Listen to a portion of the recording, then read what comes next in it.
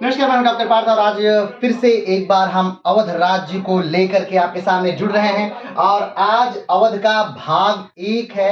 आपने जिस प्रकार से देखा मराठा साम्राज्य का उदय और मराठा साम्राज्य का अंत, आपने फिर उसके बाद देखा कि किस प्रकार से बंगाल का उत्थान हो रहा है और फिर बंगाल का हो रहा है पतन। उसके बाद फिर आपने देखा मैसूर का उत्थान और मैसूर का पतन, और इसके बाद आज हम जो देखने जा रहे हैं ये है अवध राज्य का उत्थान और अवध राज्य का पतन। इस पूरे वीडियो में, चूंकि आज की वीडियो में तो पूरा नहीं हो पाएगा, आज से हम अवध प्रारंभ कर रहे हैं।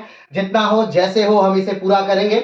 तो आज सबसे पहले जब भी कोई नया वीडियो शुरू होता है, नया कोई पॉइंट शुरू होता है, तो डायरेक्ट उस पॉइंट पे ना आके किस प्रकार से वो स्टेबल हुआ, वो राज्य, वो साम्राज्य किस प्रकार से बनना शुरू हुआ, इसकी कहानी सबसे ज्यादा इंपॉर्टेंट है। किस प्रकार से अवध राज्य का उत्थान प्रारंभ हुआ। तो जैसा कि आप जानते हैं कि मुगलिया सल्तनत के ह्रास के साथ ही कई सारे राज्यों का उत्थान हुआ। जैसे जैसे औरंगजेब की मृत्यु का समय बीतता गया, औरंगजेब की मृत्यु के लगभग 7 सालों के अंदर ही मुगलों ने लगभग 13 लड़ाइयां लड़ी उत्तराधिकार के लिए, और उन उत्तराधिकार की लड़ाइयों ने मुगलों को एकदम कमजोर कर दिया, मुगलों की शक्ति को छीन कर दिया। एक ही राज्य को पाने के लिए उसी के संसाधनों का दोहन करके, उसी के सैनिकों को अलग अलग भागों में बांटकर, उसी के योग्य सेनापतियों और मंत्रियों को अलग अलग भागों में बांटकर, और वो सारे के सारे एक साथ लड़ रहे थे। और यही कारण था मुगलिया सल्तनत के पतन का। और जैसे जैसे समय बीतता गया, औरंगजेब की मृत्यु का यानी 1707 जैसे जैसे बीतता गया, वैसे वैसे मुगलिया सल्तनत कमजोर होती चली गई। हम ये नहीं कह रहे हैं कि औरंगजेब के पिता जब मरे या औरंगजेब ने अपने पिता जहांगीर शाहजहां को जब बंदी बनाया तो उस समय उत्तराधिकार का युद्ध नहीं हुआ। उत्तराधिकार का युद्ध उस समय भी हुआ, लेकिन वो एक उत्तराधिकार का युद्ध था और उसके बाद लगभग 50 सालों तक, 49 सालों तक फिर शांति हो गई, एक राजा का शासन हो गया और उससे शासन सत्ता स्थिर हो गई। ये उत्तराधिकार का युद्ध हो तो हुआ, लेकिन उत्तराधिकार के उस एक युद्ध के बाद जो लंबी शांति रही, एक राजा का वर्चस्व रहा, शासन रहा, उसने उस युद्ध की भरपाई कर दी। लेकिन औरंगजेब की जब मृत्यु होती है, औरंगजेब की जब मृत्यु हुई और 1707 में जब उसका पुत्र बहादुर शाह प्रथम गद्दी पर बैठा, तो बहादुर शाह जब प्रथम की कुछ ही समय बाद पुनः मृत्यु हो जाती है, यानी 1707 में वो गद्दी पर बैठता है और 1712 में ही बहादुर शाह की मृत्यु हो जाती है और फिर से एक उत्तराधिकार का युद्ध प्रारंभ हो जाता है। शाहजहां, जहांदार शाह 1712 में फिर गद्दी पर बैठता है और 1713 में ही वो मर जाता है।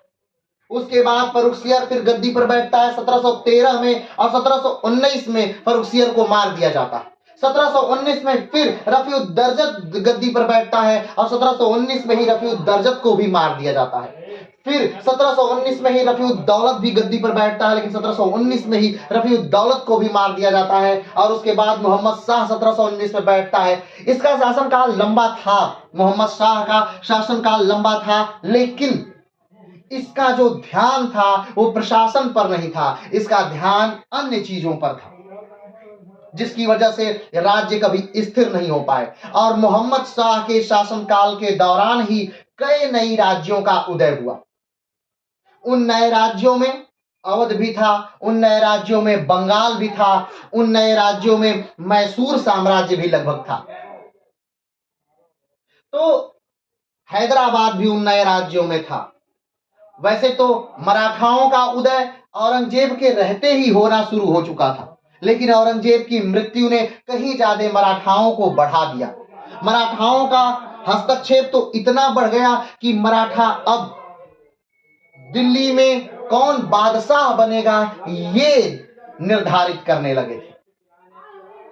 तो ये समय ऐसा समय आ गया था मुगलिया सल्तनत के दौर का, जब मुगलिया सल्तनत ढह रही थी, उसके एक एक पिलर गिर रहे थे और उसकी इमारतें गिर रही थी, और मुगलिया सल्तनत के ढहने के साथ ही अलग अलग जगहों पर अलग अलग राज्यों का उदय प्रारंभ हो रहा था। ऐसे में ही एक राज्य का उदय होता है जिस राज्य का नाम है अवध।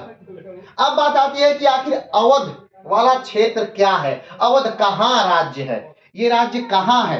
तो वर्तमान समय का अगर देखा जाए तो लखनऊ का जो एरिया है ये अवध का क्षेत्र कहा जाता था। लेकिन सिर्फ लखनऊ ही नहीं, बल्कि लखनऊ, फैजाबाद, सुल्तानपुर, रायबरेली, उन्नाव, कानपुर, भदोही, इलाहाबाद, बाराबंकी, फैजाबाद, प्रतापगढ़, बहराइच, बलरामपुर, गोंडा, हरदोई, लखीमपुर खीरी, कौशाम्बी, सीतापुर, श्रावस्ती, बिहार का कुछ भाग, गोरखपुर और नेपाल का भी कुछ भाग, ये पूरा अवध का हिस्सा हुआ करता था।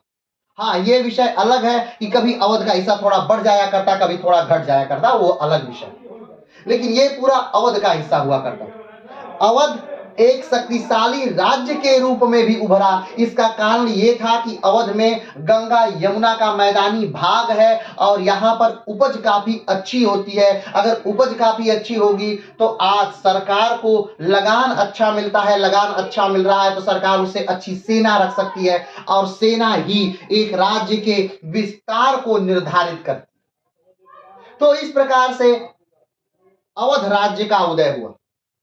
अगर हम बात करें कि अवध राज्य की स्थापना किसने की, तो अवध की स्थापना की थी शहादत अली ने। शहादत अली ने अवध राज्य की स्थापना की।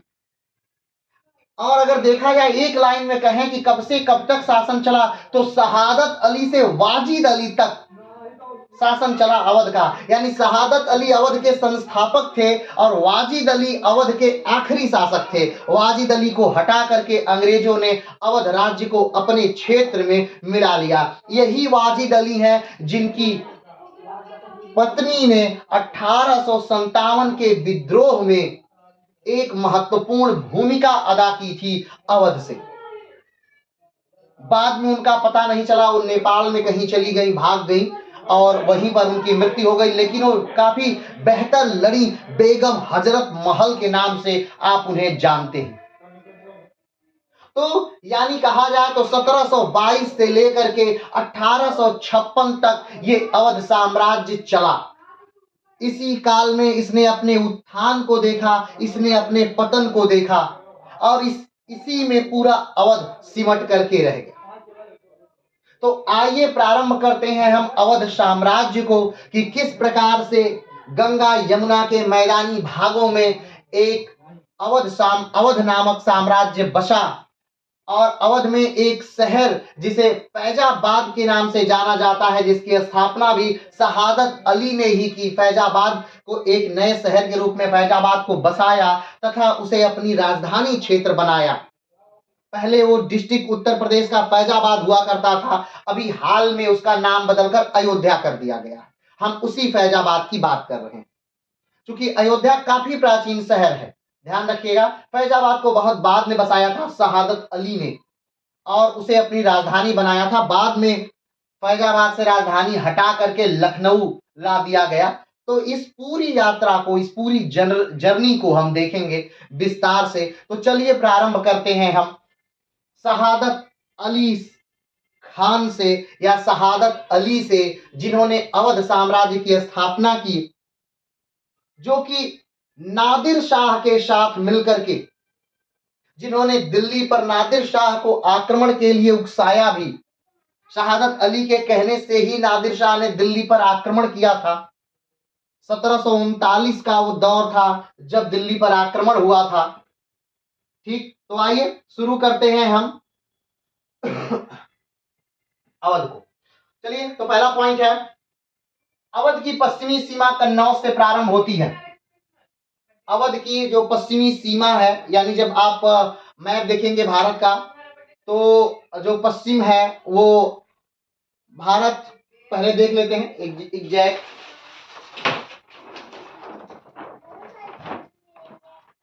चलिए, ये है हमारा भारत। तो आप ध्यान दीजिए कि हमेशा मैप में उत्तर जो होता है ऊपर की तरफ होता है। तो भारत का सबसे उत्तरी राज्य हिमाचल प्रदेश है। आप कहेंगे लद्दाख क्यों नहीं? तो लद्दाख इसलिए नहीं है क्योंकि लद्दाख राज्य नहीं है, लद्दाख केंद्र शासित प्रदेश है। लद्दाख और जम्मू कश्मीर ये दोनों केंद्र शासित प्रदेश हैं। तो हिमाचल प्रदेश भारत का सबसे उत्तरी राज्य है। भारत का सबसे दक्षिणी राज्य जो है वो तमिलनाडु है। भारत का सबसे पूर्वी राज्य अरुणाचल प्रदेश है। भारत का सबसे पश्चिमी राज्य गुजरात है। ठीक है, उसी प्रकार अगर हम अवध वाले क्षेत्र को देखें तो ये है आपका उत्तर प्रदेश, जो सिंह की आकृति का है। और इसमें ये वाला उत्तर प्रदेश का जो भाग है ये पूर्वी भाग है और ये पश्चिमी भाग है। ठीक है, तो हमने बात की कि जो पश्चिमी भाग है, ये उत्तर प्रदेश का जो पश्चिमी भाग है, तो अवध का जो पश्चिमी क्षेत्र था वो कन्नौज से प्रारंभ होता था। कन्नौज, याद करिए, कन्नौज कौन सा राज्य है? ये कन्नौज वही राज्य है जिसके लिए 200 वर्षों तक युद्ध हुए थे, जिसे जिस कन्नौज को प्राप्त करने के लिए राष्ट्रकूट, पाल और ये राज्य 200 वर्षों तक लड़ते रहे। तो ये वही कन्नौज है, और ये वही कन्नौज है जो कभी राजधानी हुआ करता था हर्षवर्धन का।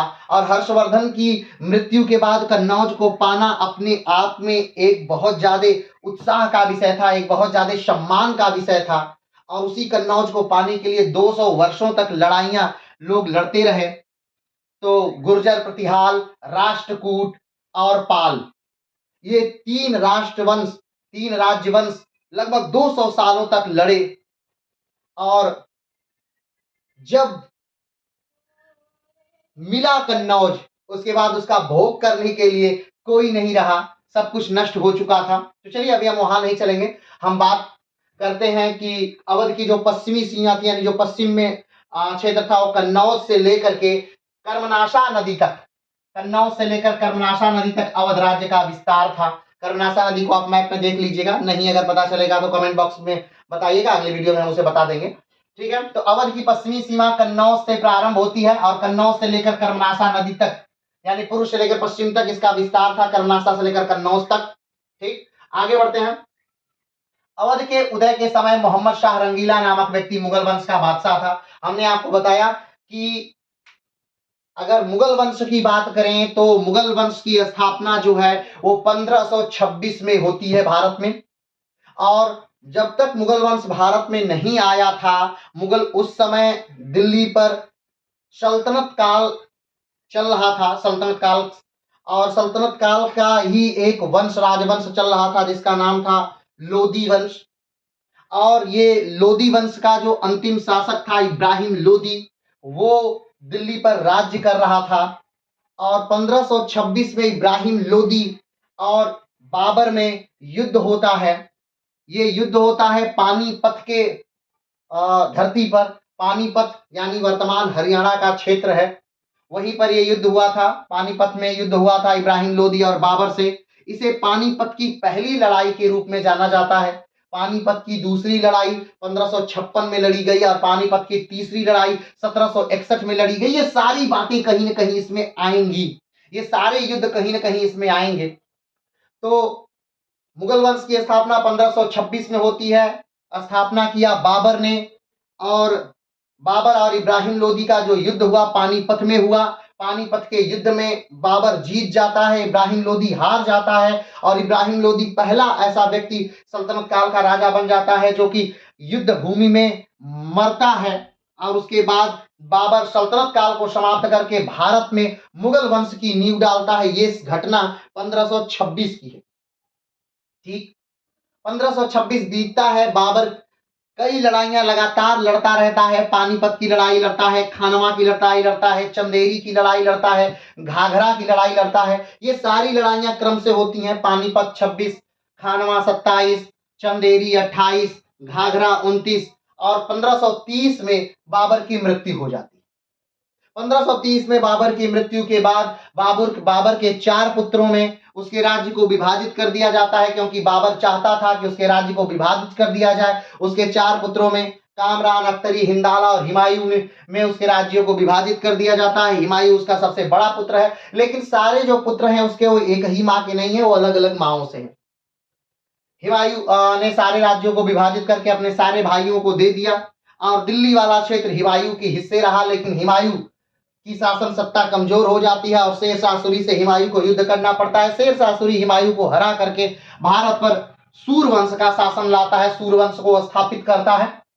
सूर्यवंश भारत में स्थापित हो गया, लेकिन सूर्यवंश ज्यादा समय तक नहीं चल पाता है क्योंकि शेरशाह सूरी की बहुत जल्दी मृत्यु हो जाती है एक कालिंजर के युद्ध में लड़ते समय। उसके बाद उसका जो पुत्र है इस्लाम शाह वो गद्दी पर बैठता है, लेकिन इस्लाम शाह भी बहुत जल्दी ही मर जाता है और इस्लाम शाह की मृत्यु के बाद सूर्यवंश काफी कमजोर हो जाता है और हुमायूं को एक अवसर मिल जाता है भारत पर आक्रमण का।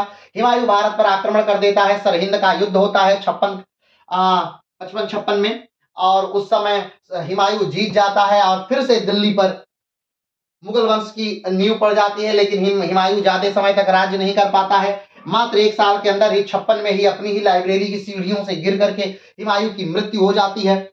जब हुमायूं की मृत्यु होती है उस समय उसका मात्र 13 साल कुछ महीने का पुत्र जिसका नाम अकबर है और जिसका संरक्षक बैरम खान है वो उस समय पंजाब के कालानौर में है, वहीं पर उसका राज्याभिषेक हो जाता है। और इधर हेमचंद्र विक्रमादित्य जिसे हेमू के नाम से भी जानते हैं, जो बिहार वाले क्षेत्र में एक सेनापति की भूमिका में निभा रहा है, जो कभी एक व्यापारी नमक का व्यापारी था, वो अपनी सेना के साथ 22 लड़ाइयां जीत करके दिल्ली की तरफ आगरा की तरफ आक्रमण कर देता है। आगरा बड़े आराम से वो जीत लेता है, दिल्ली भी बड़े आराम से जीत लेता है और खबर जब पहुंचती है अकबर के पास कि हेमू जो है वो दिल्ली और आगरा का क्षेत्र जीत लिया, अब हमें युद्ध करना होगा और हम हेमू से नहीं जीत सकते क्योंकि हेमू बहुत शक्तिशाली है।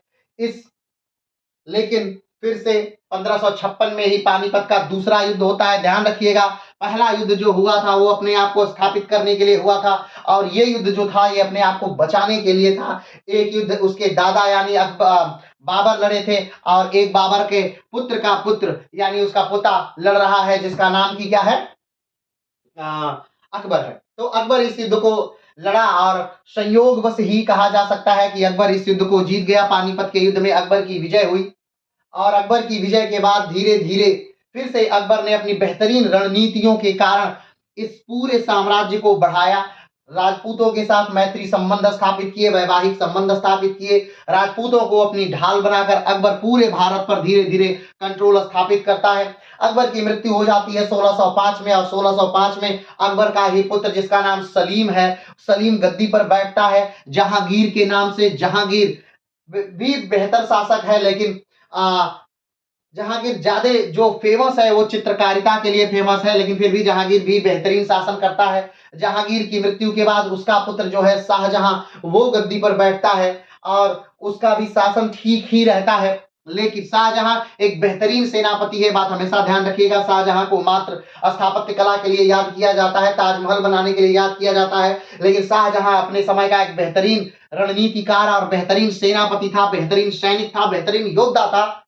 शाहजहां अपने शासन का काल में बेहतरीन कार्य करता है और उसी समय शाहजहां के शासनकाल में ही दक्षिण में एक राज्य का उत्थान हो रहा है जिसके को मराठा साम्राज्य कहते हैं। उसी समय शिवाजी नामक एक व्यक्ति तलवार उठा रहा है और 57 में 56 में ही उसे बंदी बना लिया जाता है, यानी कि शाहजहां को बंदी बना लेता है और उसी का पुत्र औरंगजेब उसे अपने भाइयों को मार करके अपने पिता को बंदी बना लेता है। औरंगजेब का शासनकाल आता है यानी 1556-57 का ये समय है जब औरंगजेब भारतीय मुगलिया सल्तनत को संभालता है और 1556-57 से बैठे बैठे औरंगजेब सॉरी 1556-57 नहीं 1656-57 ठीक से बैठे बैठे 1656-57 से बैठे बैठे 1707 तक औरंगजेब भारतीय मुगलिया सल्तनत में शासन करता है, राज्य करता है और 1707 में औरंगजेब की मृत्यु हो जाती है। 1707 में औरंगजेब की मृत्यु के साथ ही ऐसा लगता है जैसे जो सल्तनत है मुगलिया सल्तनत ये ढह जाएगी, क्योंकि उनके औरंगजेब के पुत्रों में उत्तराधिकार का युद्ध शुरू हो जाता है। औरंगजेब के सारे पुत्रों को मार करके बहादुर शाह जो है वो गद्दी पर बैठ जाता है। ध्यान दीजिएगा, बहादुर शाह क्या किया, गद्दी पर बैठ गया। अब बहादुर शाह गद्दी पर बैठा, लेकिन ज्यादा बहादुर शाह एक बेहतरीन शासक है, इसमें कोई शक नहीं है। वो जो उसके विपरीत में भी लड़े हैं उन लोगों को भी क्षमादान देता है, जो उनके समर्थन में लड़े हैं उनको भी उच्च पद देता है, जो विद्रोही हो गए हैं, जो राजपूत विद्रोही हो गए हैं उन्हें भी क्षमादान देकर के उच्च पद देता है। तो सबको मिला जुला कर ही चलता है, लेकिन इनका जो शासनकाल है वो ज्यादा समय तक नहीं मिल पाता, इसलिए स्थिरता नहीं बन पाती है और 1712 में उनकी मृत्यु हो जाती है। जहांदार शाह 1712 में गद्दी पर बैठता है फिर से। बहादुर शाह की मृत्यु के बाद उनके भाइयों, उनके पुत्रों को मार करके जहांदार शाह गद्दी पर बैठता है। किसी तरह उन्हीं के एक पुत्र था फर्रुखसियर, वो भाग जाता है, फर्रुखसियर पटना की तरफ जाता है और वहां से मदद लेकर के आता है। और जब फर्रुखसियर मदद लेकर आता है तो जहांदार शाह को 1713 में मार दिया जाता है और 1713 में फर्रुखसियर जहांदार शाह को मारकर खुद गद्दी पर बैठ जाता है। ठीक, अब फर्रुखसियर गद्दी पर तो बैठ जाता है, लेकिन जो गद्दी है ये मात्र कठपुतली शासक बन के रह जाता है। अब उसे फील होता है कि भाई हमने तो गलत कर दिया, हमने मारा तो, लेकिन जिसकी मैंने सहायता ली, जिसकी सहायता से मैंने मारा जहांदार शाह को, वो लोग ही शासन सत्ता को चला रहे हैं। ठीक, यही दो भाई थे, इन्हें ब्रदर्स के नाम से जानते हैं, आगे हम उनकी बात करेंगे। ठीक, तो फर्रुखसियर गद्दी पर बैठ जाता है, लेकिन मात्र कठपुतली शासक है फर्रुखसियर। जब फर्रुखसियर दूसरों से सहायता मांगता है, मराठों से सहायता मांगता है, तब ये बात पता चल जाती है और मराठों से ही सहायता लेकर के फर्रुखसियर को क्या कर दिया जाता है, मरवा दिया जाता है। ये घटना है 1719 की। तो फर्रुखसियर को मार करके एक नए राजा को गद्दी पर बैठाया जाता है, जो रफी उल दर्जत है। रफी उल दर्जत जो है बहुत कम समय के लिए मुगलिया सल्तनत के राजा है, मात्र कुछ ही महीने। 1719 से राज शासन में 1719 तक ही रफी उल दर्जत समाप्त हो जाते हैं। कहा जाता है कि किसी और कारण से इनकी मृत्यु हुई, लेकिन कुछ इतिहासकार मानते हैं कि नहीं, ये जो सैयद ब्रदर्स हैं इन्होंने ही रफी उल दर्जत की क्या की है, हत्या की। तो मुगलिया सल्तनत में अगर देखा जाए कि सबसे अधिक समय तक राज्य करने वाला व्यक्ति कौन है, तो अकबर है, और सबसे कम समय तक राज्य करने वाला व्यक्ति कौन है, तो ये रफी उल दर्जत है। ठीक, उसके बाद समय आता है, उसके कुछ समय बाद रफी उद दौलत को शासन गद्दी पर बैठा दिया जाता है, लेकिन रफी उद दौलत भी बहुत ही कम समय तक राज करता है और रफी उद दौलत को भी मार दिया जाता है सैयद ब्रदर्स द्वारा, और 1719 से 1719 में ही इनका भी कार्यकाल समाप्त हो जाता है। रफी उद दौलत की मृत्यु के बाद जो सैयद ब्रदर्स हैं वो बैठाते हैं मोहम्मद शाह रंगीला को, गद्दी पर बैठाते हैं, लेकिन मोहम्मद शाह रंगीला चालाक व्यक्ति है और ये कुछ लोगों की सहायता लेता है, जैसे निजाम उल मुल्क की सहायता लेता है, जैसे शहादत अली की सहायता लेता है, और भी बहुत सारे लोगों की सहायता लेकर के ये जो मोहम्मद शाह है ये सैयद ब्रदर्स को मरवा देता है। और सैयद ब्रदर्स को मरवाने के बाद 1719 से लेकर 1748 तक इसका शासनकाल भारतवर्ष में रहता है। ठीक है, तो इसी समय मोहम्मद शाह रंगीला के शासनकाल के दौरान आपने पूरा मुगलिया सल्तनत देख लिया, आपने पूरा मुगलिया सल्तनत को समझ लिया। अब उसी मुगलिया सल्तनत के दौरान मुगलिया सल्तनत का जो 12वां राजा है मोहम्मद शाह रंगीला, उसी के समय एक व्यक्ति का उदय हो रहा है जिसका नाम है शहादत अली खान। ठीक है, तो चलिए आगे का बात करते हैं। अवध उदय के समय मोहम्मद शाह रंगीला नामक व्यक्ति मुगल वंश का बादशाह था। अवध का जब उदय हो रहा है उस समय राजा कौन था, तो मोहम्मद शाह रंगीला। ध्यान रखिएगा, अवध के उदय के समय भी मोहम्मद शाह रंगीला का शासन था, बंगाल में के उदय के समय भी मोहम्मद शाह रंगीला का शासन था, हैदराबाद के उदय के समय ही मोहम्मद शाह रंगीला का शासन था। तो इन तीनों राजवंश जो उदय हो रहे हैं, और ठीक ठाक राजवंश जो ये तीनों राजवंश थे, इन तीनों के उदय के समय मोहम्मद शाह रंगीला का ही दिल्ली पर शासन था। यानी इसका मतलब यह है कि मोहम्मद शाह रंगीला का शासन बेहतरीन नहीं था। उसके समय में बहुत सारे राज्य क्या हो गए, स्वतंत्र हो गए और उन्होंने अपने अलग सत्ता की स्थापना की। आगे बढ़ते हैं। अवध का संस्थापक शहादत खां था, या इसे बुरहान उल मुल्क कहा जाता है। शहादत खां को क्या कहा जाता है, बुरहान उल मुल्क। ध्यान रखिएगा, जो बुरहान उल मुल्क है इन्होंने अवध की स्थापना की थी, और जो निजाम उल मुल्क है इन्होंने हैदराबाद की स्थापना की थी। निजाम और मुल्क और बुरहान उल मुल्क दोनों जो नाम हैं ये उपाधियां हैं, ना कि नाम है। ध्यान रखिएगा, जब हम हैदराबाद पढ़ाएंगे तो हम बताएंगे निजाम उल मुल्क के बारे में, तो अभी ध्यान रखिएगा, अभी हम बात कर रहे हैं बुरहान उल मुल्क के बारे में। तो बुरहान उल मुल्क एक उपाधि है, और ये उपाधि इन्हें दी जाती है, और इन जिसको ये उपाधि दी गई उनका असली नाम है शहादत अली। तो शहादत अली को बुरहान उल मुल्क की उपाधि दी गई है, ध्यान दीजिएगा। ठीक है, तो अवध का संस्थापक शहादत खां था, इसे बुरहान उल मुल्क कहा जाता है। ठीक, बुरहान उल मुल्क, निजाम उल मुल्क, दोनों याद रखिएगा। निजाम जिस नाम में है, निजाम वो हैदराबाद के शासक है, निजाम उल मुल्क, और बुरहान जिस नाम में है, बुरहान उल मुल्क, वो अवध साम्राज्य के संस्थापक है। ध्यान दीजिएगा, चलिए आगे बढ़ते हैं। बुरहान उल मुल्क इनकी उपाधि थी जो मोहम्मद शाह रंगीला ने दिया था। किसने नाम दिया था? मोहम्मद शाह रंगीला ने इनको बुरहान उल मुल्क की उपाधि दी थी। आगे बढ़ते हैं। अवध की शुरुआती राजधानी शहादत खान ने फैजाबाद बनाया था। शहादत खान ने ही अवध की स्थापना की थी। ठीक है, अगर बात करें कि अवध यानी फैजाबाद की स्थापना कब होती है, तो फैजाबाद शहर की स्थापना कब हुई? तो फैजाबाद शहर की स्थापना 1730 में की थी। किसने की थी? तो शहादत अली ने ही की थी फैजाबाद शहर की स्थापना। और फैजाबाद शहर की स्थापना करके अवध का उसे कैपिटल बना दिया, यानी कि राजधानी अवध की कहां हो गई? अवध की राजधानी फैजाबाद हो गई। तो फैजाबाद शहर की स्थापना किसने की थी? तो फैजाबाद शहर की स्थापना की थी शहादत अली ने। कब की थी फैजाबाद शहर की स्थापना? तो 1730 में की थी फैजाबाद शहर की स्थापना। किसने? शहादत अली ने या बुरहान उल मुल्क ने। आगे बढ़ते हैं।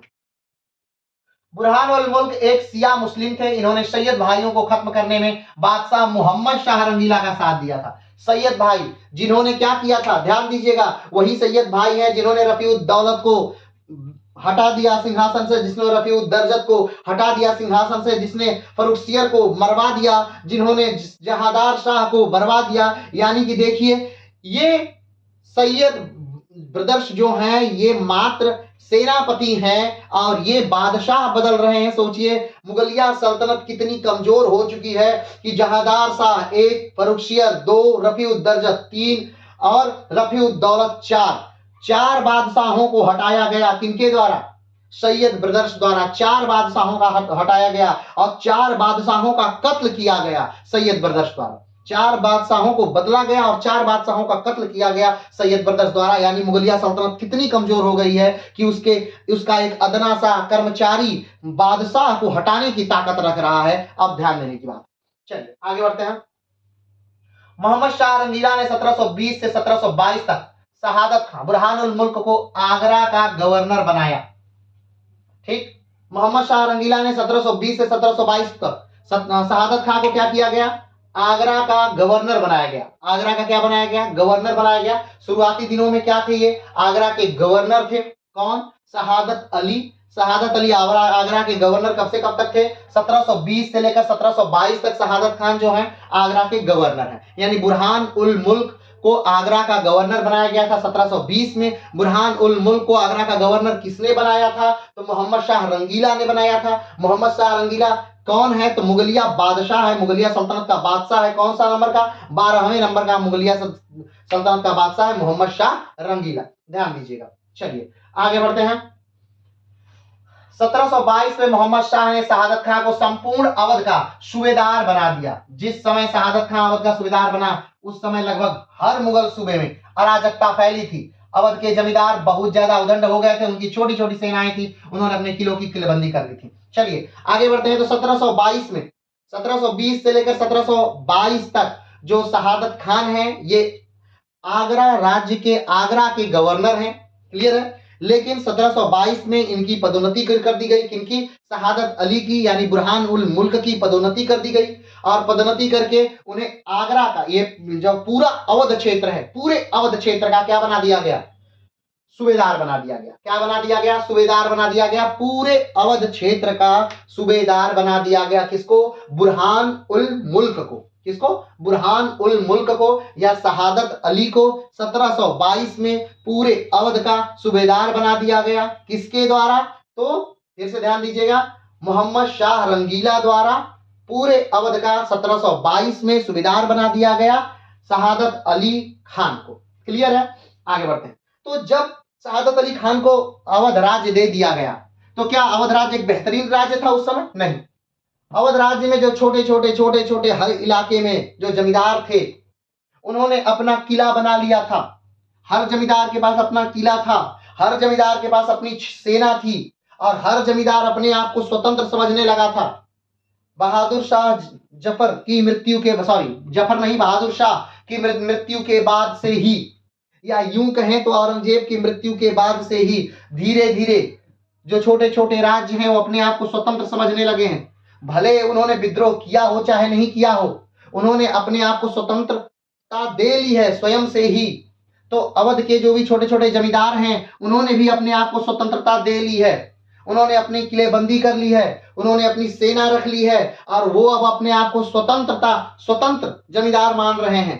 तो जब शहादत अली को अवध दिया जाता है कि भाई आप अवध के क्या हैं, जमींदार हैं, सूबेदार हैं, सॉरी, आप अवध के क्या हैं, सूबेदार हैं। तो जब सूबेदारी दी जाती है किसको, शहादत अली को, शहादत अली को जब अवध की सूबेदारी दी गई तो उस समय अवध में जो सारे जमींदार हैं, जमींदार यानी कि जो कलेक्ट करते हैं, जो धन का क्या कर रहे हैं, धन लेते हैं वहां के एरिया से, जो लगान ले रहे हैं, वो स्वतंत्र हैं।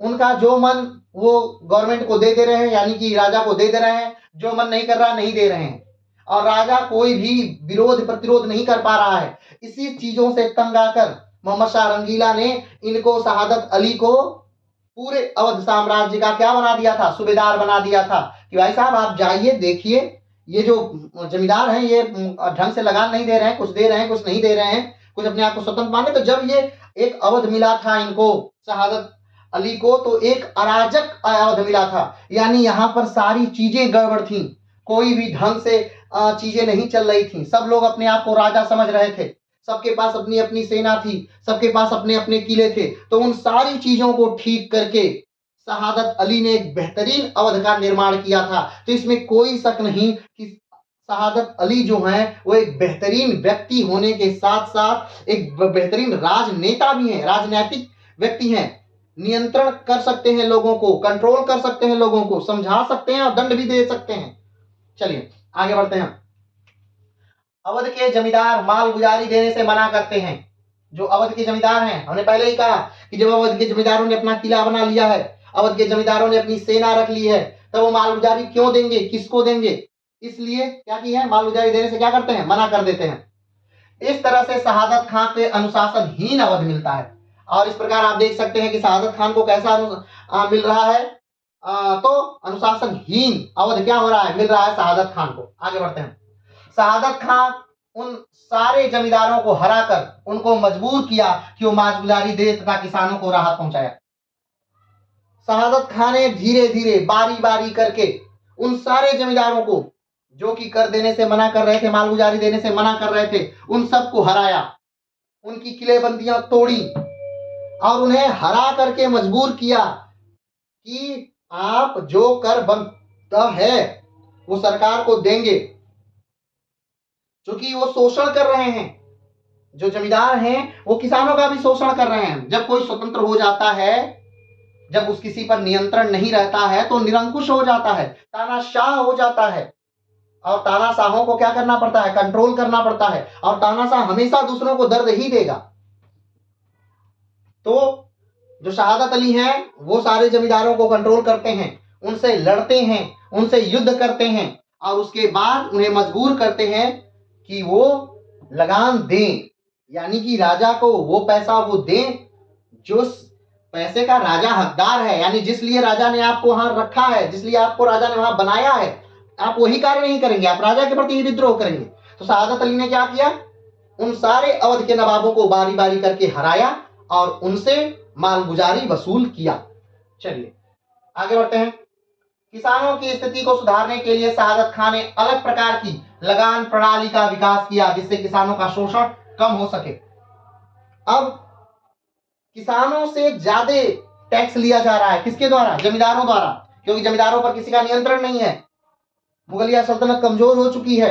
अब मुगलिया सल्तनत कमजोर जब हो गई है तो जमींदार लोग अपने आप को ही राजा समझ रहे हैं, और अपने आप को राजा समझकर ही वो सोच रहे हैं कि जितनी जल्दी हो सके लूट लिया जाए, किसानों का खून चूस लिया जाए, क्योंकि हो सकता है दिल्ली में कोई बढ़िया राजा आ जाए, कोई बढ़िया शासक आ जाए, तो हमारी ये लूट क्या हो जाएगी, कम हो जाएगी, कमतर हो जाएगी। इसलिए वो ज्यादा से ज्यादा कम समय में ज्यादा से ज्यादा पैसा कमाना चाह रहे हैं। और जब कम समय में कोई ज्यादा से ज्यादा पैसा कमाना चाहेगा तो क्या करेगा, शोषण करेगा, टैक्स बढ़ाएगा, लगान बढ़ाएगा, और वही काम वो जमींदार कर रहे थे।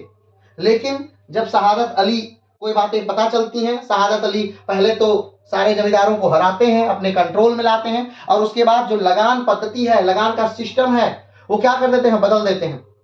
सारी जमीनों को नपवाते हैं, जिस किसान के पास जितनी जमीनें हैं उसके हिसाब से, उसकी उपज के हिसाब से उस पर लगान लगाया जाता है। तो ये सारी चीजें एक सिस्टम में की जाती हैं, जिससे किसान क्या हो, संतुष्ट हो। क्यों, क्योंकि अगर जब निचला तबका संतुष्ट रहेगा तभी राजा के आय में वृद्धि हो पाएगी, तभी राजा बेहतर ढंग से राज्य कर पाएगा। कोई भी राज्य तभी स्थिर हो पाता है जब उसका निचला तबका खुश हो, प्रसन्न हो, असंतुष्ट न हो। ठीक, एक बहुत बढ़िया कोट है कि एक लाइन है, बहुत बहुत बेहतरीन लाइन है, किसकी है मुझे याद नहीं है। ये लाइन है कि अगर आप चाहते हैं राज्य करना, बेहतर से राज्य करना, तो कभी भी निचले तबके को असंतुष्ट मत होने दीजिए। यानी ऐसा मत कर दीजिए कि वो भूखे मरने लगे, लेकिन हाँ ऐसा भी मत कर दीजिए कि उसके पास बहुत ज्यादा धन आए, क्योंकि अगर भूखे मरने लगेगा तब भी विद्रोह होगा, और बहुत ज्यादा अगर उसके पास धन आ गया तब भी विद्रोह होगा। ठीक है, तो शहादत अली ने निचले तबके को खुश प्रसन्न किया, नई लगान व्यवस्था लाया, जो जमींदार हैं उनको हराया, उनसे रेवेन्यू वसूल किया, उनसे टैक्सेस लिया, उनसे लगान लिया, और जिनको लगान देना है, जो मूल है, जहां से लगान राजा ले रहा है, जहां से लगान जमींदार ले रहे हैं, उस भाग को भी, उस लोगों को भी प्रसन्न किया। किसने? शहादत अली। चलिए आगे बढ़ते हैं। रेवेन्यू सेटलमेंट 1723 में शहादत खां बुरहान उल मुल्क से लेकर खां लेकर आया। इस रेवेन्यू सेटलमेंट की सबसे खास बात यह थी कि इसमें किसानों पर अत्याचार नहीं था। जो लगान सिस्टम बुरहान उल मुल्क लेकर आया वो मुख्य तौर पे इसलिए बेहतर था क्योंकि किसानों को उसमें आजादी थी, किसान उस सिस्टम से खुश थे। और रेवेन्यू सिस्टम क्या है, हम आप आगे वाले वीडियो में उसे डिस्कस करेंगे। ठीक है, कि बुरहान उल मुल्क कौन सा रेवेन्यू सिस्टम लाया, किस प्रकार की लगान पद्धति को उसने विकसित किया कि अवध की जनता उससे प्रसन्न रही, उससे खुश रही। ठीक है, उसे हम अगले वीडियो में डिस्कस करेंगे। आगे बढ़ते हैं। शहादत खान ने हिंदू मुस्लिम में कोई भेदभाव नहीं किया। जो देखिए, ये अधिकतर जगह देखा गया है कि जो भी एक बुद्धिजीवी राजा है, जो भी एक बुद्धिजीवी व्यक्ति है, जो अपने साम्राज्य को ज्यादा दिन तक चलाना चाहता है, जो अपने साम्राज्य को ऊंचाइयों तक पहुंचाना चाहता है, वो जात में, धर्म में बट कर नहीं रहता, वो सबके प्रति समानता रखता है। आप किसी भी भारतीय राजा को उठाकर देख लीजिए, किसी भी विदेशी राजा को उठाकर देख लीजिए, जिसने भी अगर धर्म में, जाति में भेदभाव रखा है, तो हो सकता है उसका शासन बहुत अच्छा चला हो, लेकिन उसके बाद शासन धराशायी हो गए। हो सकता है कि उसने थोड़ी उपलब्धियां प्राप्त कर ली, थोड़ी ख्याति प्राप्त कर ली, लेकिन शासन वो नहीं चला पाया। चाहे वो औरंगजेब का शासन रहा, इतना बड़ा शासन रख कर भी क्या फायदा, उसके मरते ही पूरा शासन छिन्न भिन्न हो गया। लेकिन वही देखिए अकबर का शासन, जिसने धर्म से, जाति से ऊपर उठ के कार्य किया, उसका शासन पुश्तों तक, कई पीढ़ियों तक चला पाया। उसके बेटे जहांगीर, उसका बेटा शाहजहां, उसका बेटा औरंगजेब तक ने उसके शासन को चलाया, क्योंकि वो गिरने वाले शासन नहीं थे, क्योंकि विद्रोही कम थे।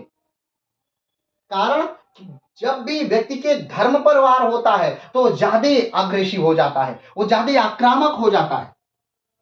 उसे एक रोटी कम मिले खाने में वो संतोष कर सकता है, लेकिन उसके धर्म पर अगर कुठाराघात होता है, उसके धर्म पर कोई भद्दी टिप्पणी होती है, तब वो उसे बुरा लग जाता है और वो लड़ने को तैयार हो जाता है, मरने को तैयार हो जाता है। तो इसलिए कभी भी व्यक्तियों को धर्म में ना बांटिए।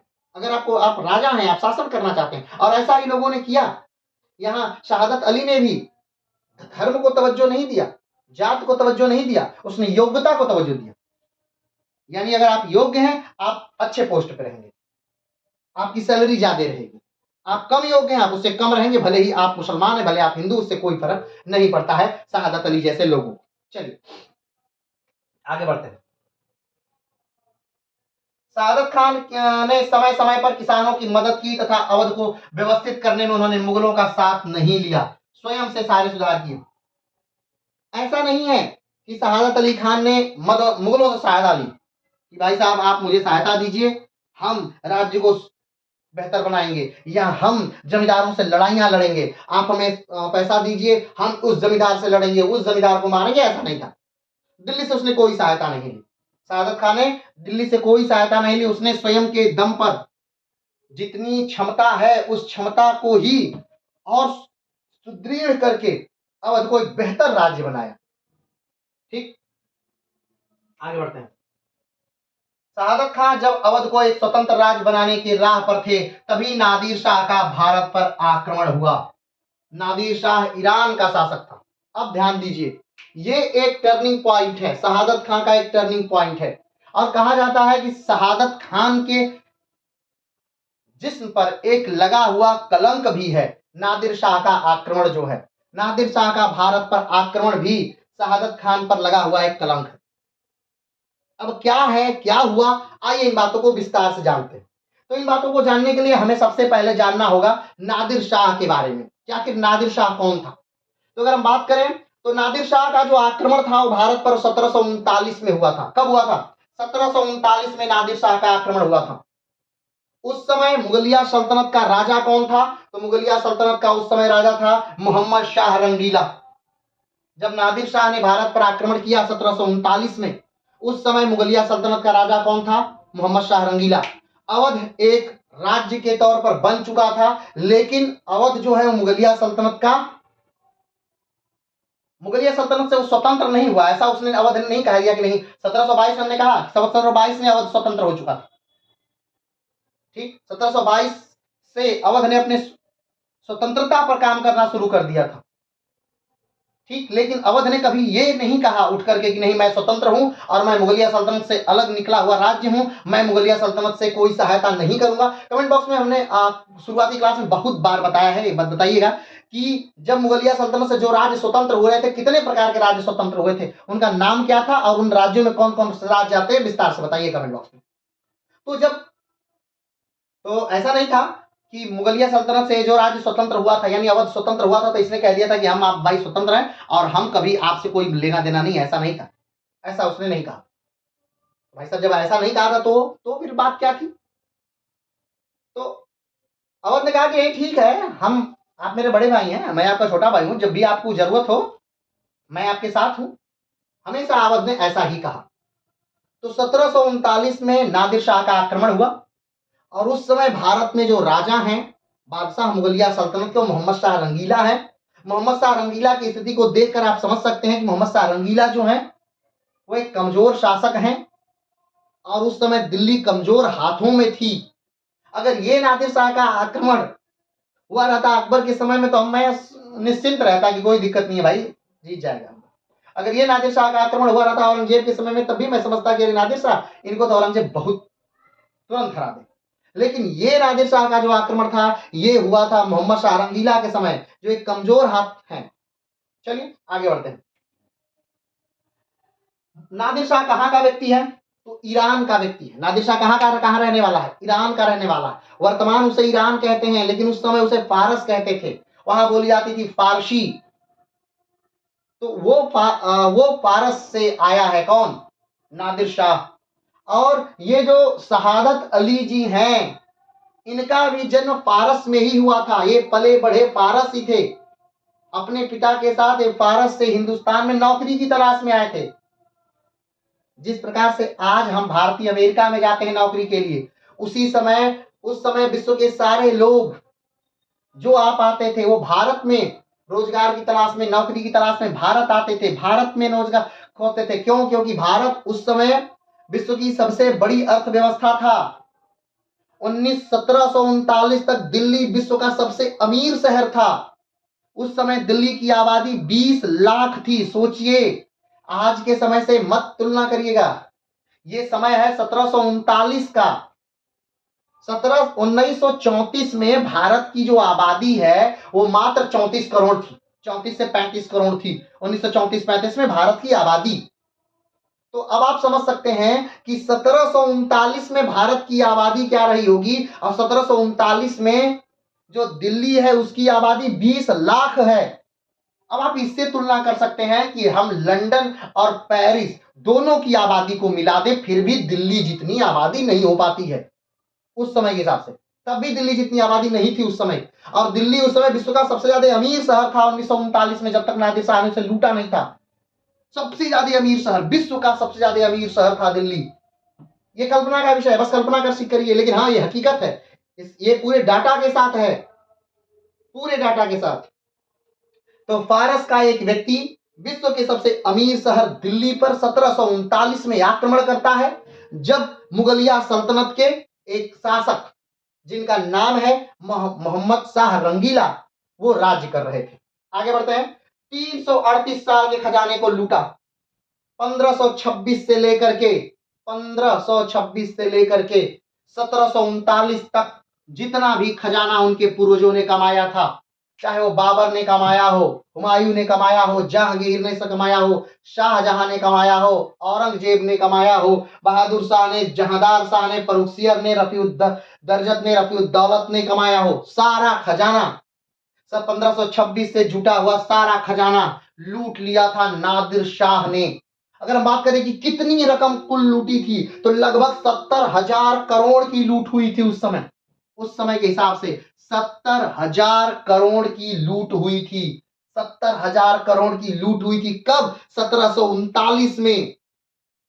किसने लूटा? नादिर शाह ने 1739 में 70,000 करोड़ लूटा था दिल्ली से, जब भारत में राज्य कर रहे थे मुगलिया सल्तनत के बहा मोहम्मद शाह रंगीला। उस समय की बात है। 8 पीढ़ियों से जमा किया हुआ सारा धन, यानी पीढ़ी दर पीढ़ी से मुगलों ने जितना जमा किया था सब कुछ लूट कर लेके चला गया। अगर हम बात करें कि पसंदीदा कौन था, किसका पसंदीदा? नादिर शाह का। नादिर शाह का पसंदीदा व्यक्ति कौन था? तो नादिर शाह का पसंदीदा व्यक्ति था चंगेज खान। चंगेज खान को बहुत पसंद करता था नादिर शाह। आगे बात करें, क्या जब नादिर शाह भारत पर आक्रमण करता है, उस समय नादिर शाह की उम्र 51 साल की थी। उस समय नादिर शाह 51 साल का था। अफसार राजवंश से था नादिर शाह। 1739 में जब नादिर शाह भारत पर आक्रमण करता है, उस समय वो 51 साल का होता है। फारस का है वो, ठीक। ईरान वर्तमान समय में ईरान है, वो देश का नाम वर्तमान समय में ईरान है। उस समय फारस हुआ करता था। शहादत अली भी ईरान से ही थे, यानी वो भी फारस के ही थे उस समय, वहीं से पढ़ाई लिखाई उनकी हुई थी। अफसार वंश से था नादिर शाह, अफसार वंश से था। 51 साल का था। 55,000 घुड़सवार सेना के साथ आया था। 3 लाख की पैदल सेना के साथ आया था, ठीक है। कुल सेना जो थी, कुल सेना नादिर शाह की कुल सेना जो थी वो 3 लाख थी, जिसमें से 50,000 घुड़सवार सेना थी, ठीक। शहादत था नादिर शाह से। चलिए, तो अब थोड़ी सी स्टोरी पहले जान लेते हैं कि हुआ क्या था, तो ध्यान से समझिएगा। बात थी कि नादिर शाह ने भारत पर आक्रमण किया 1739 में। उस समय दिल्ली के राजा हैं मोहम्मद शाह रंगीला। मोहम्मद शाह रंगीला ने 2 लोगों से मदद मांगी, एक निजामुल मुल्क और दूसरे बुरहानुल मुल्क। निजामुल मुल्क यानी हैदराबाद वाले, उनसे कहा कि भाई साहब थोड़ा हमें सहायता दीजिए, बहुत बड़ी सेना आ रही है। और बुरहानुल मुल्क से भी कहा गया कि हमें मदद दीजिए, बहुत बड़ी सेना आ रही है। तो 30,000 की सेना लेकर बुरहानुल मुल्क ने क्या किया? दिल्ली को बचाने के लिए आक्रमण किया। 3 लोग एक साथ लड़ते हैं करनाल के युद्ध में, ठीक है। लाइन बाय लाइन देखते चलते हैं। नादिर शाह के आक्रमण के समय मोहम्मद शाह रंगीला ने शहादत खां से मदद मांगी। किससे मदद मांगी गई? नादिर शाह का आक्रमण हो गया। कब आक्रमण हुआ? 1739 में हुआ। नादिर शाह कहां का राजा था? तो ईरान का राजा था, वर्तमान में उसे फारस कहते हैं। तो उसने वहां से आक्रमण किया और लगभग कितनी लाख सेना? तो 3 लाख सेना के साथ नादिर शाह था। तो यहाँ पर मोहम्मद शाह रंगीला ने मदद मांगी। किससे? शहादत खां से मदद मांगी, निजामुल मुल्क से मदद मांगी। शहादत खां सेना लेके दिल्ली पहुंचते हैं। शहादत खां 30,000 की सेना के साथ क्या करते हैं? दिल्ली पहुंच जाते हैं मदद के लिए। मोहम्मद शाह रंगीला की मदद के लिए शहादत खां, अवध राज्य के संस्थापक, 30,000 की सेना के साथ दिल्ली पहुंच गए कि भाई साहब हम आपकी सहायता करेंगे, ठीक। अब करनाल में युद्ध होता है। करनाल में 24 फरवरी 1739 में। करनाल हरियाणा राज्य का एक क्षेत्र है। उसी करनाल में फौजें सजती हैं। एक तरफ नादिर शाह है और दूसरी तरफ कौन है? तो शहादत खान है। कौन? बुरहानुल मुल्क, अवध राज्य के संस्थापक। दूसरी तरफ है निजामुल मुल्क, हैदराबाद राज्य के संस्थापक। और तीसरी ओर है खाने दौरान, मुख्य सेनापति। ये 3 लोग एक साथ अपनी अपनी सेना लेकर के नादिर शाह का मुकाबला करने के लिए करनाल की भूमि में तैयार हैं 24 फरवरी 1739 में। ठीक है, 3 लोग कौन कौन? शहादत खान, निजाम उल मुल्क और खाने दौरान मुख्य सेनापति। 3 लोग करनाल के युद्ध में खड़े हैं। किससे युद्ध के लिए? नादिर शाह से। और नादिर शाह से युद्ध होता है। 3 घंटे का जोरदार युद्ध चलता है। 3 घंटे का जोरदार युद्ध चलता है और करनाल के युद्ध में जो मुख्य सेनापति हैं दिल्ली सल्तनत के, खाने दौरान, वो मार दिए जाते हैं। ठीक, 3 घंटे के युद्ध के बाद युद्ध समाप्त हो जाता है। जो शहादत खान है उन्हें बंदी बना लिया जाता है। क्लियर है? शहादत खान को क्या कर लिया गया? बंदी बना लिया गया। चलिए, अब शहादत खान बंदी बन गए। अब नादिर शाह उनसे प्रश्न करते हैं। भाई आइए आगे बढ़ते हैं। नादिर शाह ने शहादत खान को बंदी बना लिया, लेकिन शहादत खान को दिल्ली से कोई मदद नहीं मिलती है। इसकी वजह से शहादत खान नाराज हो जाता है। अब जब शहादत खान बंदी बन गए तो शहादत खान देख रहे हैं कि उन्हें बचाने के लिए कोई है ही नहीं, कोई दूत नहीं आ रहा है, कोई मदद नहीं आ रही है, कोई सेना नहीं आ रही है। तो उन्हें गुस्सा आ रहा है, भाई ये बात गलत है।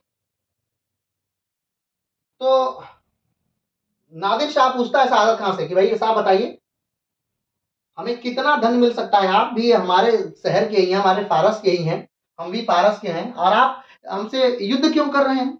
आपको तो हमारी तरफ मिल जाना चाहिए। आपकी भी जन्मभूमि फारस, हमारी भी जन्मभूमि फारस, आप हमसे झूठे लड़ रहे हैं। तो कहा कि देखिए वो बात अलग है, लेकिन नमक से गद्दारी हम नहीं कर सकते।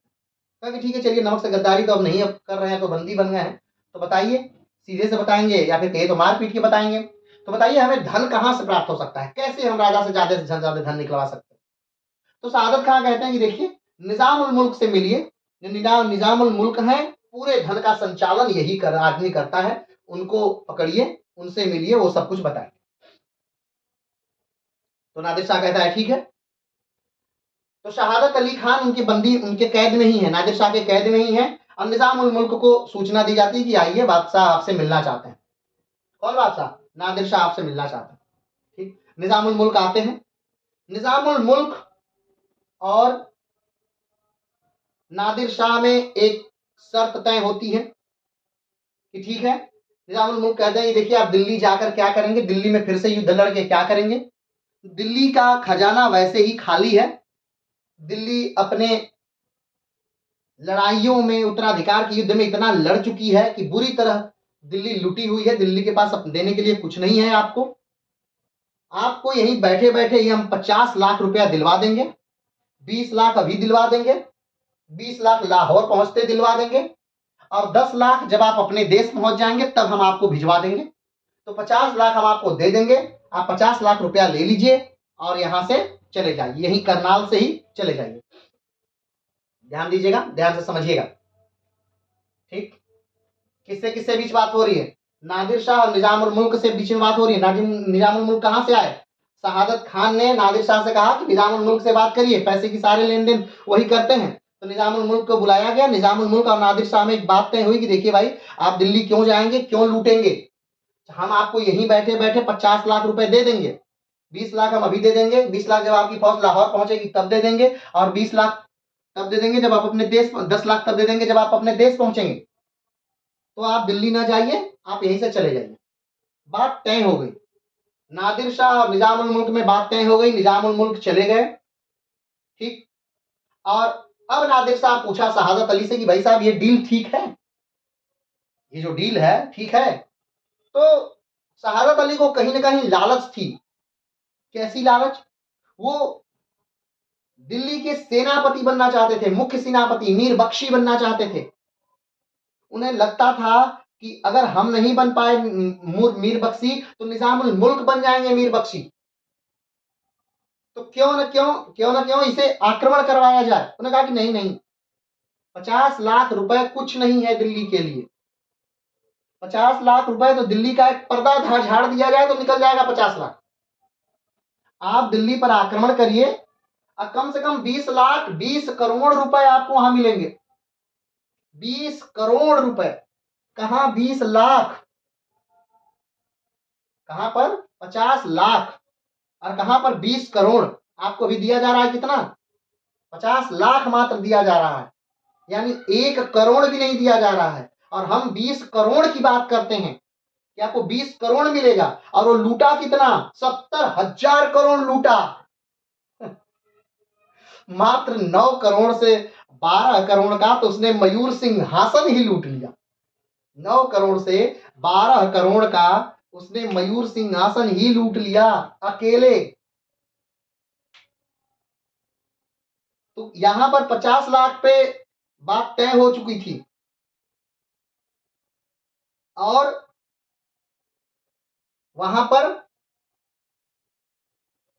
उन्हें आमंत्रण मिल गया दिल्ली का कि आप दिल्ली आइए, आपको 20 करोड़ रुपए मिलेंगे। ठीक। 1739 में करनाल के युद्ध में नादिर शाह जीत कर वापिस जा रहा था, क्योंकि मोहम्मद शाह रंगीला उसे हर जाने के रूप में 50 लाख रुपए दिया था।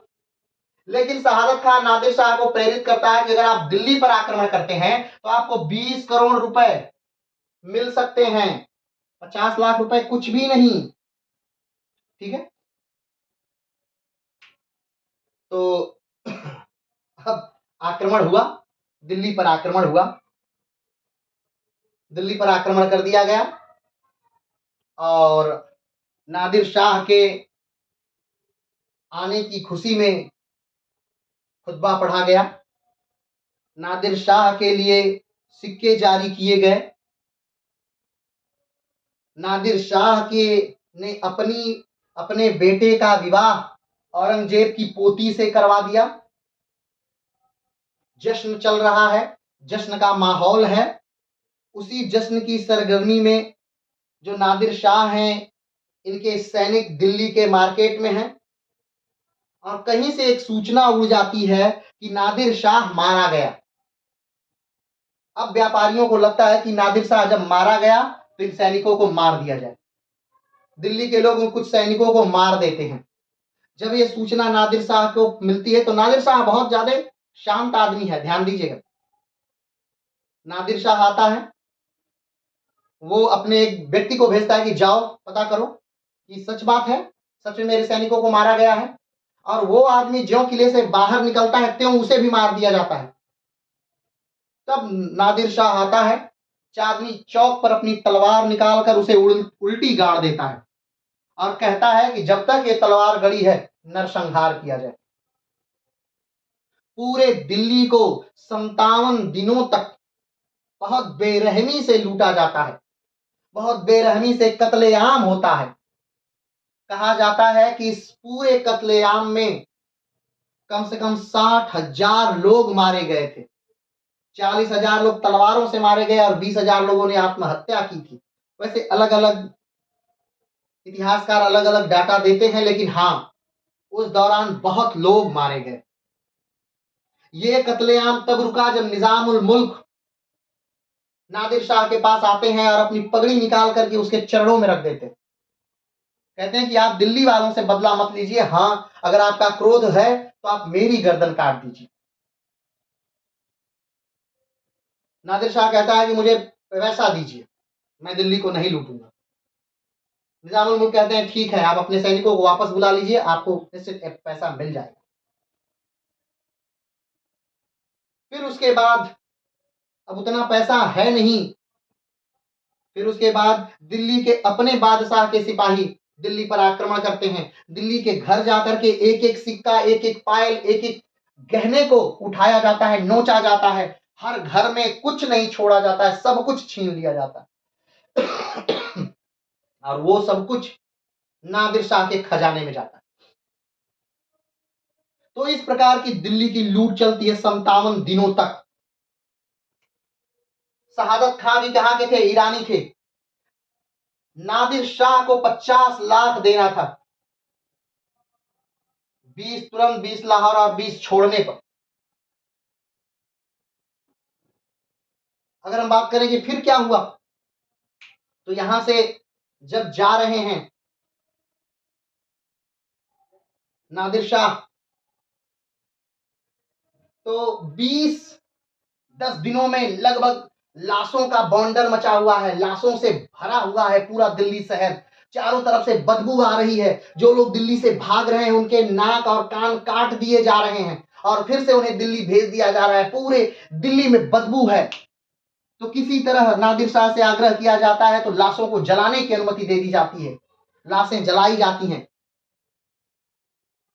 नादिर शाह का सारा पूरा खजाना भरा हुआ है, यहां से खजाना लाद कर जब वो जा रहे हैं अंतिम समय में, तो नुसरत बाई हैं, नुसरत बाई नादिर शाह को बताती हैं कि जो महाराज हैं उनकी पगड़ी में एक बड़ा कीमती हीरा है। तो नादिर शाह जाते समय पगड़ी बदल लेता है, ये सारी बातें पहले की वीडियो में हो चुकी हैं। पगड़ी बदल लेता है और जो हीरा है उसे देख करके नादिर शाह ने ही पहली बार उसे कोहिनूर कहा, और इस प्रकार से जो तख्ते ताउस यानी मयूर सिंहासन है और कोहिनूर हीरा है, ये दोनों लूट करके वापस चल जाता है, ईरान चल जाता है। तो इसी समय शहादत अली की मृत्यु भी हो जाती है। अब कुछ लोग कहते हैं कि शहादत अली ने आत्मग्लानि में आत्महत्या कर ली थी। कुछ इतिहासकार का मानना है कि जब शहादत अली ने बुलाया नादिर शाह को और देखा यहाँ पर क्रूरता, यहाँ पर आतंक, तो शहादत अली ने वो देख करके आत्महत्या कर ली। कुछ लोग कहते हैं कि भरे दरबार में नादिर शाह ने कहा कि शहादत अली, तुमने बड़ा अच्छा कार्य किया जो मुझे दिल्ली बुला लिया, यहाँ तो बहुत पैसा है। ये बात भी जब सबको पता चल गई कि इनके कहने पर, शहादत अली के कहने पर ये दिल्ली आया है, इस बात से ग्लानि से शहादत अली ने आत्महत्या कर ली। कुछ इतिहासकार का मानना है कि नहीं, शहादत अली को भयंकर वाला कैंसर हुआ था और उनकी स्वतः उसी समय मृत्यु हो गई। अब जो भी बातें रही हों, लेकिन शहादत अली 1739 में मर गए। शहादत अली के बारे में अगर हम थोड़ा सा बात करें तो शहादत अली का जन्म 1680 में हुआ था। कहाँ हुआ था शहादत अली का जन्म? तो ईरान में हुआ था। उस समय उसे फारस के नाम से जानते थे। मृत्यु कब हुई? 19 मार्च 1739। उस समय 58 वर्ष के थे शहादत अली। शासन कब से कब तक इन्होंने किया? तो 26 जनवरी 1722 से लेकर 19 मार्च 1739 तक शहादत अली ने शासन किया था अवध पर। कितने बच्चे थे? तो शहादत अली को कोई पुत्र नहीं था, बस एक पुत्र था जिसकी बहुत जल्दी ही निमोनिया से मृत्यु हो गई थी, और 5 पुत्रियां थी। शहादत अली को 5 पुत्रियां थी, कोई पुत्र नहीं था। शहादत अली के पिता कौन थे? तो इनके पिता थे मोहम्मद नासिर। शहादत अली के पिता थे मोहम्मद नासिर, और ये काम की तलाश में भारत आए थे। ठीक है। 25 वर्ष की उम्र में शहादत खान ने अपने पिता के साथ दक्कन में मराठों के खिलाफ मुगल सम्राट औरंगजेब के साथ अभियान में गए थे। दक्कन वाले अभियान में औरंगजेब के साथ ये अभियान में थे, और औरंगजेब ने शहादत खान की सेवा के लिए उन्हें खान बहादुर की उपाधि से सम्मानित किया था। औरंगजेब ने उन्हें खान बहादुर की उपाधि से क्या किया था? सम्मानित किया था।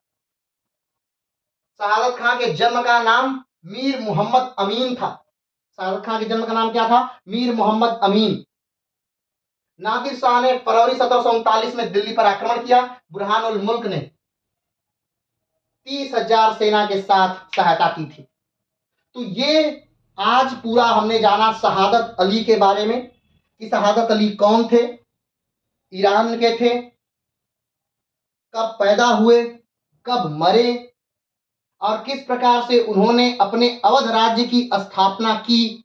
उनकी बस 5 पुत्रियां हैं, तो कौन उत्तराधिकारी बनेगा, कौन राज्य चलाएगा, ठीक, और किस प्रकार से अवध राज्य आगे की तरफ बढ़ता हुआ चला जाए। तो चलिए आज के लिए अवध साम्राज्य में इतना ही। फिर मिलते हैं अगली वीडियो में और देखते हैं कि इसी का एक सिपाही, नादिर शाह का ही एक सिपाही फिर से 1761 में भारत पर आक्रमण करेगा और पानीपत का तृतीय युद्ध होगा। अहमद शाह अब्दाली। अहमद शाह अब्दाली नादिर शाह की ही सेना में था, या यूं कहें तो अंगरक्षक था। इस नादिर शाह की हत्या कर दी गई थी। कब हत्या कर दी गई थी? तो 1747 में नादिर शाह की हत्या कर दी गई थी। नादिर शाह का जो जन्म हुआ था वो 1688 में हुआ था। नादिर शाह राजा बना 1666 में, सॉरी 1766 में नादिर शाह राजा बना। 1688 में इसका जन्म हुआ और 1747 में इसकी हत्या कर दी इसी के एक अंगरक्षक ने। नादिर शाह को अगर देखा जाए तो ईरान का नेपोलियन के नाम से भी नादिर शाह को जानते हैं। तो चलिए आज के लिए इतना ही, फिर मिलते हैं एक नए वीडियो के साथ। तब तक के लिए नमस्कार, धन्यवाद, जय हिंद।